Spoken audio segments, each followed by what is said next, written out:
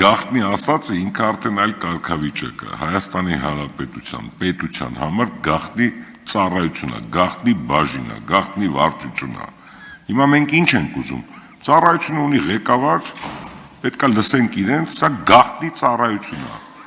Ու պետք չի, որ մենք ինչ-որ այլ իրավունքների մեջ մտնենք։ Թույլ տվեք, թող երկրի այդ գաղտնի ծառայությունները ավելի հզոր լինեն, ավելի կայուն լինեն։ Շնորհակալություն, այսքանը։ Քավլիցի, պարոն Սուքիասյան, ես հենց դա էլ ասում եմ, եթե գաղտնի հաստիքացուցակում ներառված աշխատակիցը բոլորին հանրության մեջ հայտնի է որպես էլեկտրիկ, թողեք այդ մարդը այդպես հայտնի լինի։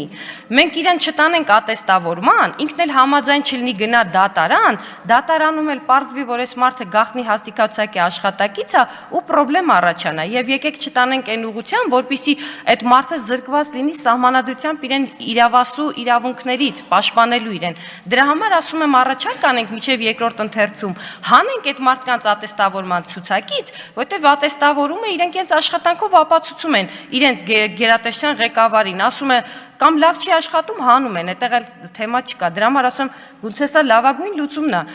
Քավլից, ես հակառակ բանը չեմ էլ ասում եմ ավելի ուժեղացնենք եւ ամրացնենք։